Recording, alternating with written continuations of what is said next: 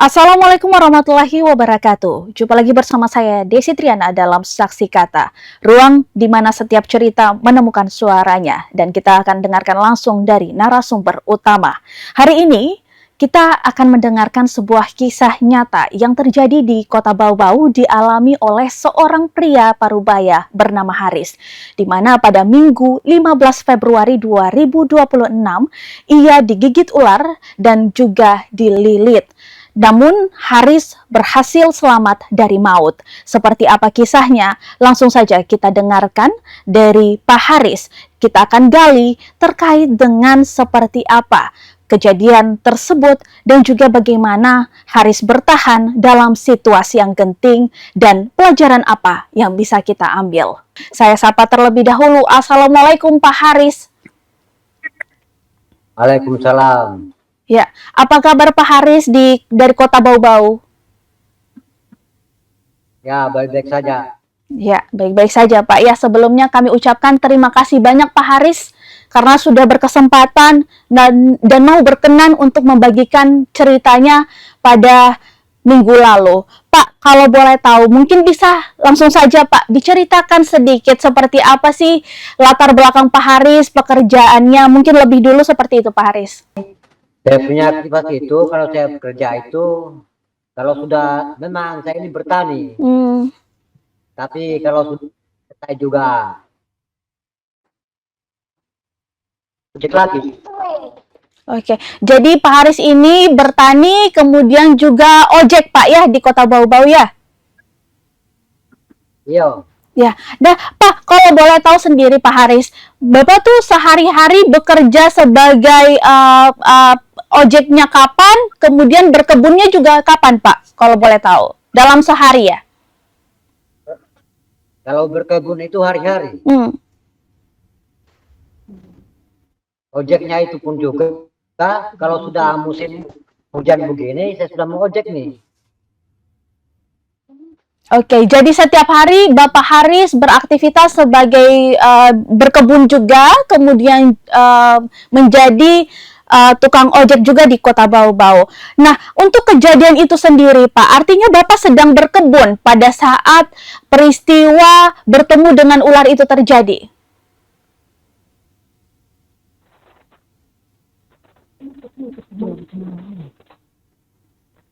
Atau seperti apa mungkin kronologis awal yang bisa diceritakan oleh Pak Haris? Apakah pada saat itu Pak Haris sedang berkebun atau Pak Haris sedang menjalankan juga pekerjaannya yang lain yakni sebagai tukang ojek? Berapa? Nah, saya turun dari kerak, turun di kebun, dari rumah setengah dua. Nah, setengah dua sampai di kebun, mau cabut-cabut rumput lagi, mau potong-potong kayu. Nah, setelah itu saya lihat jam, sudah jam 4, saya sudah beristirahat nih. Istirahat, barang 10 menit, baru saya jalan, saya naik, menuju di keraton. Nah, sebelum sampai di keraton ini, masih di bawah, memang sudah sampai. Tapi belum sampai di tempat Gramano. Tiba saya melangkah, saya tidak tahu ada yang kayak dia klosetnya kaki itu. Padahal saya lihat begini, ular. Nah, jadi bagaimana caranya? Sedangkan ular kalau langsung digigit, langsung dia ekornya itu dia lihat saya punya badan. Nah, langsung saya jatuh. Nah, saya jatuh itu, langsung saya lawan dia. Saya mainkan parang, saya tebas dia punya leher. 3 kali kena parang, terlepas itu kepala. Nah, terlepas itu perkiraan saya ini kepala ini sudah pergi, padahal kepalanya dia naik di atas kepalaku ini. Ah, langsung saya pegang pakai tangan kiri begini dia punya leher. Barusan saya tebas begini lehernya itu, langsung dia tarik saya. Ah, langsung dia pergi ular itu. Liternya saya buka. Baru dia pergi. Oh, sedangkan saya punya kaki darahnya. Saya sudah lemas. Tak ada gairah lagi. Nah, di situ anunya itu. kejadiannya. Oke. Dan Pak, artinya pada saat kejadian Bapak seorang diri? Ya, seorang diri. Kalau boleh tahu Pak, apa yang membuat Pak Haris ini begitu berani itu untuk melawan ular tersebut? Ya, begini saja, Kak. Kalau masalah itu, mungkin semua orang takut pada ular itu. Tapi kasihan, kalau seandainya aku tidak melawan sama dia, berarti saya sudah mati. Hmm. Jadi saya harus Ya, upaya menyelamatkan diri Pak ya, supaya untuk tetap hidup. Dan Pak Haris, eh, bisa digambarkan sepanjang apa ular yang melilit tubuh Pak Haris pada waktu itu? ular itu sepanjang sekitar 12 meter. 12 meter. Iya, Kalau untuk ukuran besarnya sendiri Pak? ukurannya itu mungkin seperti kayak pohon pinang lah. Sangat besar Pak ya. Pak, Iya. apa yang Bapak rasakan pada saat Bapak digigit, kemudian Bapak dililit? Apa yang dirasakan Pak pada saat itu? Saya lemas. Karena saya punya darah sudah habis juga mau keluar saya punya darah ini. Badan tidak panas kah Pak atau seperti apa? Apa itu? Badan tidak terasa panas kah atau seperti apa Pak? Tidak apa-apa kalau badan. Karena ulat itu waktu dia lilit saya itu saya tidak mau kan dia lilit punya badan. Jadi ada perlawanan Pak, ada Bapak tolak seperti itu. Saya bukan pakai saya punya tangan. Jadi dia tidak sempat dia lilit saya punya badan. Ya. Pak Haris cukup berani ya Pak ya, melawan ular sepanjang sekitar 12 meter dan ukurannya bisa sampai sebesar pohon pinang Pak. Selain latar belakang ingin hidup Pak, ingin hidup dan tidak ingin mati, apa yang membuat Bapak begitu kekeh untuk bisa melawan ular tersebut? Kalau masalah itu Pak, saya tidak tahu juga. Kemungkinan saya berpikir itu karena waktu dia makan saya itu, saya kaget. Dalam hati aku, apa ini yang saya nih? Biasanya kan kalau seperti saya kan banyak saya punya teman-teman. Ya. Mungkin saya punya teman ini ya sekedar dia main-main lah. Dia kegerta saya bagaimana, apakah saya ini benar-benar taat atau tidak. Nah, padahal tiba-tiba bukan. Sudah ular ini dia kotok saya. Nah, kotok itu kan langsung dia melilit dia banting saya langsung jatuh. Nah, di situ nih saya tuh berpikir saya lawan dia ini. Ya. Anak ada berapa Pak Haris kalau boleh tahu? Kalau anak baru 2 ini. Ya, baru 2 Pak. Tapi apakah anak juga yang melatar belakangi Bapak Haris harus menang lawan ular Pak? Karena mengingat anak-anak Bapak? Iya, betul itu. Usia berapa saja anaknya Pak? Yang satu ini sudah berapa ini? 8. Yang kakak 9 tahun. Yang adiknya sudah mau hampir 6 tahun lagi. Oh ya, berarti anak-anak juga masih kecil Pak ya. Alhamdulillahnya Bapak Ya, selamat walafiat dari lilitan ular Pak. Pak, kalau boleh tahu Pak, kejadiannya berapa lama peristiwa itu terjadi Pak? Sekitar 30 menit. 30 menit Pak. Dan Bapak seorang diri terus? Iya, seorang diri. Sampai kapan mungkin Pak? Karena Bapak kan tubuhnya sudah lemas. Kapan Bapak ditemukan oleh warga atau teman-temannya Pak? Saya sudah naik sendiri, Kakak. Oh, sudah naik sendiri ke keraton Pak? Iya, iya, iya, saya sudah naik sendiri.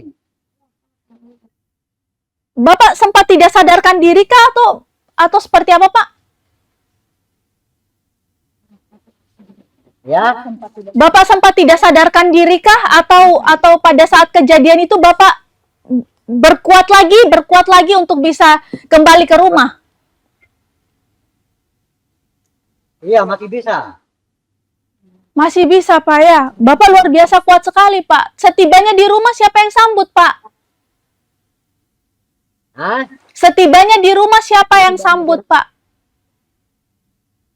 Bilang paman. Saya punya paman di sana, di sebelah. Apa yang paman tak bilang Pak? Nah, paman dia bilang dia bawa saya di rumah sakit. Ya, ya. Setelah itu Pak? Ya, sudah sampai di pelagi mata, dokternya tangani saya. Oke, jadi Bapak sempat dirawat di rumah sakit Pak ya? Iya, iya, iya. Apa yang dikatakan dokter Pak pada saat itu? Dokter dia tidak bilang apa-apa. Langsung ditindak saja Pak ya? Iya, langsung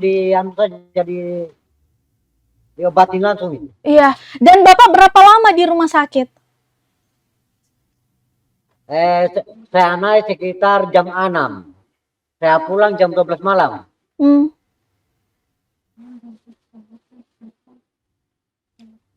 Pulang berarti cepat saja di rumah sakit Pak ya? Hah? Cepat saja dari rumah sakit. Iya, cepat. Tidak sampai berhari-hari begitu. Tidak.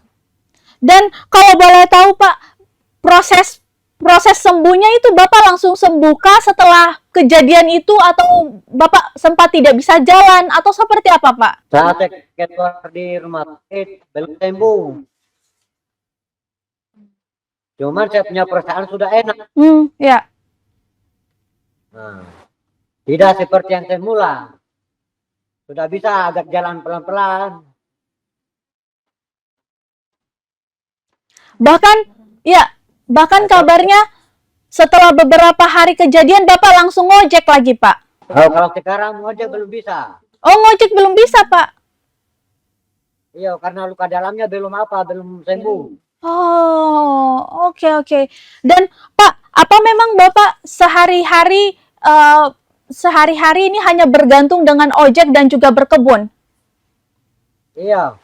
Kalau boleh tahu berapa pendapatannya Pak dalam sehari? Hah? Kalau boleh tahu pendapatannya berapa Pak? Kalau saya ojek itu tidak menentu juga, kadang juga 50 satu hari, kadang juga 70. Ya tidak menentu dia. Bapak ojeknya di wilayah mana saja kalau di Bau-Bau Pak? Kalau di bawah ini saya keliling. Keliling Pak ya, jadi bukan cuma satu tempat saja Pak Di. Bukan. Ya. Kalau kebunnya Pak, apa yang Bapak tanam di kebun Pak? Kalau di kebun sana saya tanam itu untuk makan saja ubi dengan pisang. Itu kita jual kah atau kita konsumsi atau kita makan sendiri? Kita makan bersama keluarga? Untuk sendiri saja. Oh, jadi untuk kebutuhan keluarga juga Pak ya?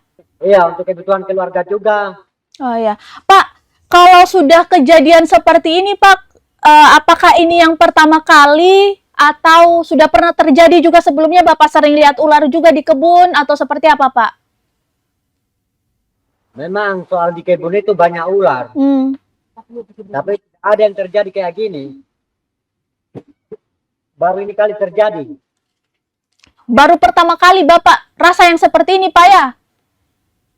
Iya. Dan Pak, ini kita ada rasa takut lagi kah ke kebun atau kita berkebun masih tetap berkebun ini? Iya, masih tetap berkebun tapi tidak ada rasa takut. Tapi tidak takut sama ular, Pak. Ya, kalau mau bikin bagaimana kalau ular dia mau kita sekarang. Jadi untuk rasa takut tidak, Pak ya? Bapak tetap berkebun ya untuk makan anak istri. Ya, tetap. Iya. Ya. Istrinya kalau boleh tahu kerja apa, Pak? Dia Ya. Halo, tadi terputus. Kalau boleh tahu istrinya kerja apa, Pak? Kerja apa istrimu?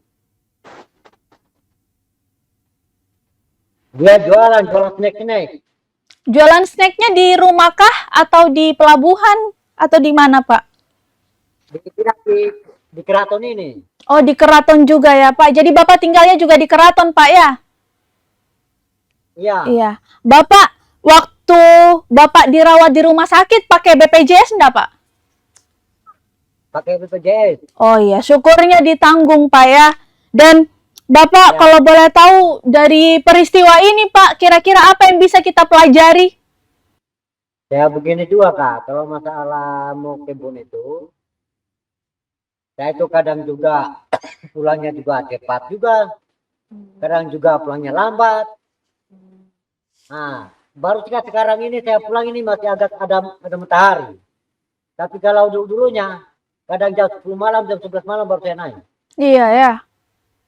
Nah, Setelah dari situ bagaimana lebih berhati-hati kah atau bagaimana? nah kalau masalah itu memang ya berhati-hati juga. Tapi kalau saya jalan itu biasa-biasa saja. Ya, Tidak ada katanya rasa takut suka gini begini, ada ini tidak ada. tidak ada, Pak ya. Jadi Bapak masih Iya. tetap berkebun, tidak takut kalau ada peristiwa itu terjadi, tapi Bapak sudah punya apa ya? Punya pertahanan diri, Pak. Apa ya istilahnya? Bapak bisa jaga diri lah ketika peristiwa itu Iya. kembali terjadi lagi. Iya ya bisa. Pak, kira-kira Pak, kalau misalkan kita dalam situasi seperti itu, apa yang seharusnya kita siapkan? Kalau misal kita cuma punya kekuatan, tapi kita tidak punya parang mungkin seperti Bapak kan punya parang pada saat kejadian itu. Nah, kalau misalkan kita tidak punya alat tajam, Pak, kira-kira harus seperti apa kita bertindak kalau kita dalam kondisi yang seperti Bapak hadapi, bertemu dengan ular, digigit, dililit. Nah begini saja, kalau masalah itu nggak mungkin orang itu kalau tinggal di kebun itu tanpa ada parang ataupun pisau. Jelas ada pegangannya. Ya, Nah, tidak mungkin pergi di hutan itu cuma tangan kosong-kosong saja. Jadi jelas-jelas dia bawa maupun parang atau pisau kan, jelas ada pegangannya. dari pegangan itu kita bisa pakai untuk melindungi diri kita, Pak ya. Ya seharusnya bisa. Pak, kalau terkait jam-jamnya, Pak, untuk jam-jam aman kita berkebun, kira-kira jam-jam berapa saja itu, Pak? Apa itu? Kalau jam-jam aman berkebun, Kalau jam yang aman-aman itu biar malam pun juga bisa aman juga. Tidak ada halangan apa-apa. biar malam pun kalau berani, ya nggak apa-apa berkebun malam-malam, Pak ya. Hah? Kalau berani tidak apa-apa berkebun malam-malam. Iya, kalau iya memang saya tidak apa ada berani malam-malam itu. Tapi Pak, dengan kejadian ini Bapak tidak panggil teman kah untuk temani nanti pada saat berkebun atau panggil istri untuk berkebun sama-sama? Biar tidak sendirian, Pak. Kalau istri ini tidak bisa. Dia tidak sanggup dia. Jadi harus Bapak ya, harus Pak Haris yang pergi berkebun. Nah, jadi saya sendiri yang pergi. Ya. Dan Pak, setelah kejadian ini Bapak tidak takut juga berkebun, kemudian kira-kira kapan Bapak akan ojek lagi, Pak, untuk cari nafkah? Ya, kalau masalah itu kita harus jaga-jaga dulu. Kita lihat-lihat dulu situasi bagaimana keadaan. Kalau situasi dia tidak memungkinkan ya kita mau bikin bagaimana. Ya, Jelas saya tidak turun. Tapi kalau situasi mengizinkan, katanya tidak apa-apa ya, saya akan turun. ya. Jadi Pak Haris istirahat dulu biar nanti kembali lagi kondisinya fit kembali baru mulai beraktivitas lagi. Oke. Iya. Dan terima kasih banyak atas waktunya Pak sudah berkenan diinterview oleh tribunnyusultra.com. Mudah-mudahan Pak Haris sehat selalu di sana. Pak Haris mudah-mudahan tidak lagi menjadi korban dari ular ini karena di Buton itu banyak sekali peristiwa-peristiwa seperti ini dan mudah-mudahan lagi tidak ada korban-korban selanjutnya dari peristiwa digigit ular ataupun dililit ular. Sekali lagi terima kasih banyak Pak Aris sudah membagikan kisahnya kepada Saksi Kata. Dan saya juga ingin mengucapkan terima kasih banyak kepada para Tribuners yang sudah menyaksikan Saksi Kata hari ini. Tentunya kita harus selalu waspada dimanapun berada karena ancaman apapun itu bisa menimpa kita juga dimanapun berada. Saya Desi Triana pamit undur diri bersama dengan kerabat kerja yang bertugas. Sampai jumpa di Saksi Kata berikutnya. Assalamualaikum warahmatullahi wabarakatuh. Waalaikumsalam. Download Tribun X sekarang. Menghadirkan lokal menjadi Indonesia.